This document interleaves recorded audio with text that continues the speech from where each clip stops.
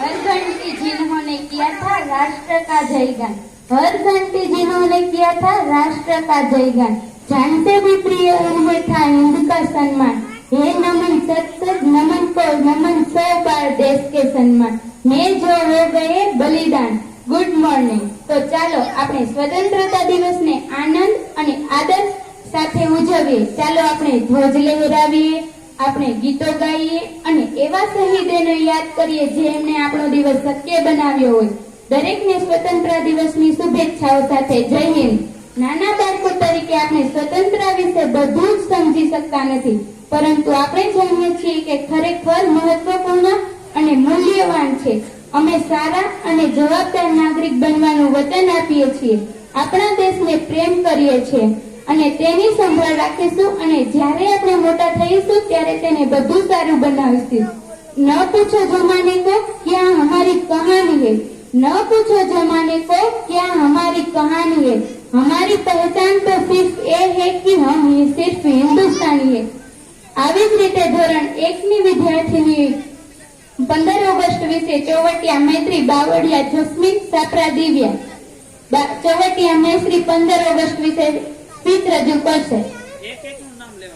सभी को नमस्कार। मेरा नाम मैत्री है। 15 अगस्त हमारे भारत का स्वतंत्र दिन है। इस दिन हम तिरंगा लहराते हैं, इस दिन हम राष्ट्रगान गाते हैं, हम तिरंगे को सलामी देते हैं और शहीदों को याद करते हैं। मुझे मेरे देश पर गर्व है। जय हिंद।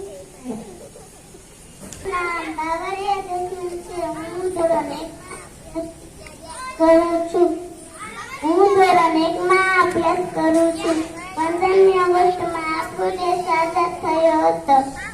આખો દેશ તિરંગાના રંગોથી ઝગમગી ઉઠે છે। આ દિવસે બાળકો દેશભક્તિના ગીતો ગાય છે। જય હિન્દ, જય ભારત।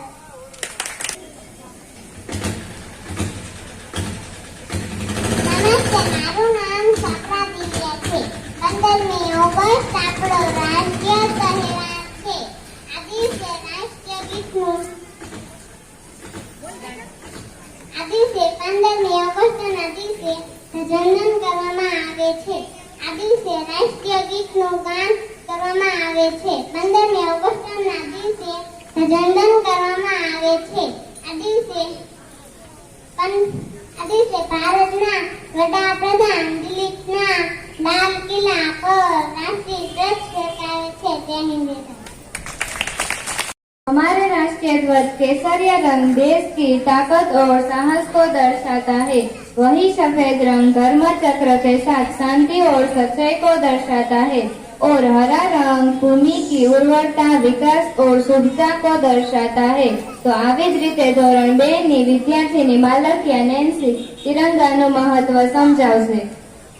મારું નામ માલકિયા નેન્સી છે। હું ધોરણ 2 માં અભ્યાસ કરું છું। આજે હું તિરંગાનું મહત્વ વિશે 2 વાક્ય કહીશ। ભારતીય રાષ્ટ્રધ્વજ આપણી આઝાદીનું પ્રતીક છે। દેશમાં આપણો ધ્વજ લહેરાવવાનો અર્થ થાય છે કે દેશ આઝાદ છે। ભારતીય રાષ્ટ્રધ્વજ તિરંગાના નામથી ઓળખાય છે, જેનો અર્થ થાય છે 3 રંગો, જેમાં કેસરી રંગ હિંમત અને શક્તિનું પ્રતીક છે, સફેદ રંગ સત્ય, શાંતિ અને પવિત્રનું પ્રતીક છે, લીલો રંગ વિશ્વાસ, શૌર્યનું પ્રતીક છે, તિરંગામાં રહેલા અશોક ચક્ર અને ધર્મનું ચક્ર પણ કહે છે। विजय विश्व तिरंगा प्यारा झंडा ऊंचा रहे हमारा, वंदे मातरम। Thank you. मेरा नमस्कार, मेरा नाम है। आज 15 अगस्त है। यह भारत का एक राष्ट्रीय त्योहार है। यह हमारे लिए बहुत महत्वपूर्ण दिन है। इस दिन तिरंगा लहराया जाता है, इस दिन राष्ट्रगान गाया जाता है, इसे सभी भारतीय उत्साह से मनाते हैं।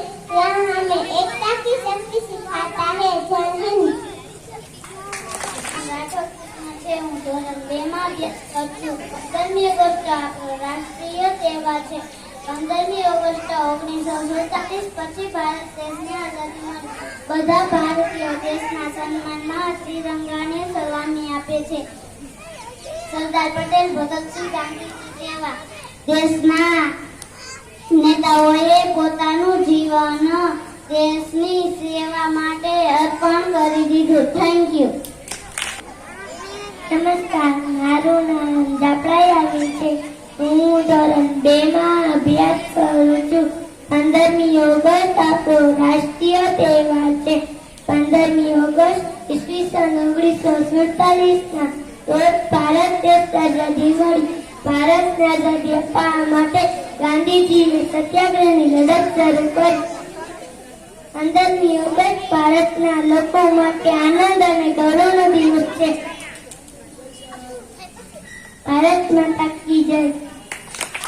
નામ રાઠોડ મહેક છે. હું ધોરણ 3 માં અભ્યાસ કરું છું. તારીખ 15/8/24 15મી ઓગસ્ટ આપણો રાષ્ટ્રીય તહેવાર છે.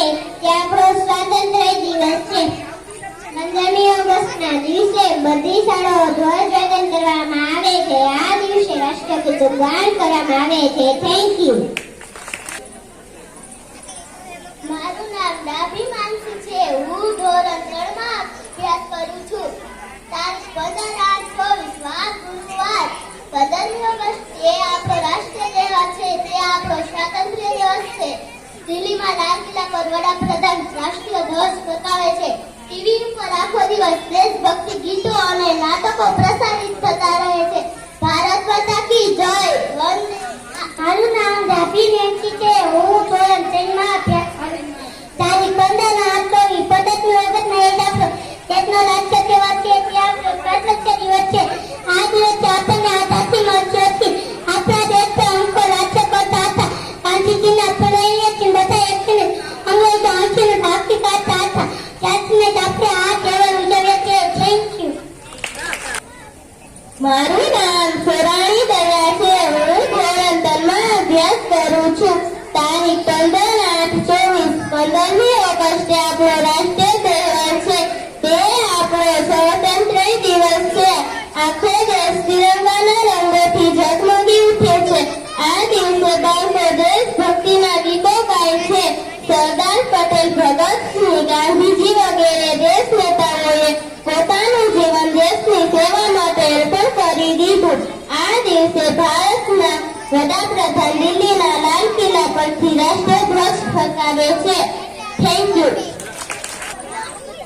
મારું નામ કોટક કાવ્યા છે. હું ધોરણ 3 માં અભ્યાસ કરું છું. તારીખ 15/8/24 વાર ગુરુવાર. આજે હું તમને 15મી ઓગસ્ટ વિશે થોડું કહીશ. 15મી ઓગસ્ટ એ આપણા દેશનો રાષ્ટ્રીય તહેવાર છે. તે આપણો સ્વાતંત્ર્ય દિવસ છે. લોકો પણ પોતાના ઘર ઉપર રોશની કરે છે. ગ્રામ શહેરને શણગારે છે. આપણને આપણા દેશનું ગૌરવ હોવું જોઈએ. સૌ સાથે મળીને નારા બોલે છે. જય જવાન, જય કિસાન, જય વિજ્ઞાન, ભારત માતા કી જય. Thank you. આચાર્યશ્રી, શિક્ષણગણ તેમજ મારા વાલા વિદ્યાર્થી મિત્રો, હું આજે સ્વતંત્રતા દિવસ નિમિત્તે ભગતસિંહ વિશે 2 વાક્ય કહીશ.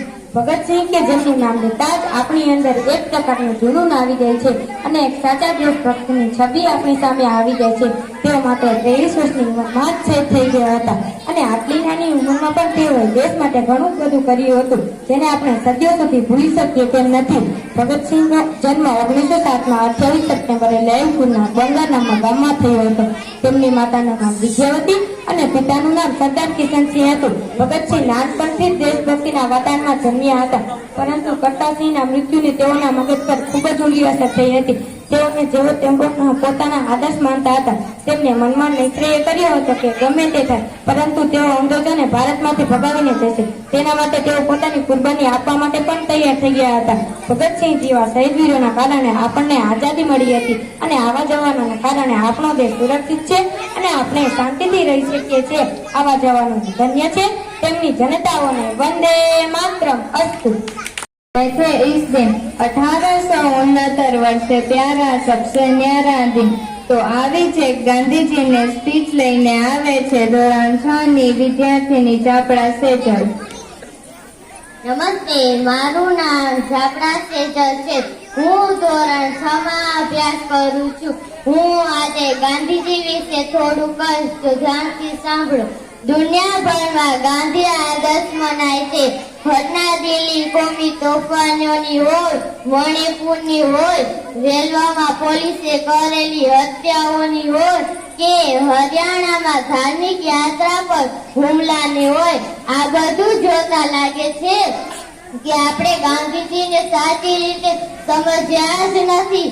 તેમના સત્ય અને અહિંસા સહિતના 11 મહાવ્રતો અને તેમણે ગણાવેલા 7 પાપો અંગે પણ આજના રાજકીય પક્ષો નેતાઓ વિચારે તો દેશની ઘણી સમસ્યાઓ ઉકેલી જાય. અસ્તુ ભારત માતા કી જય.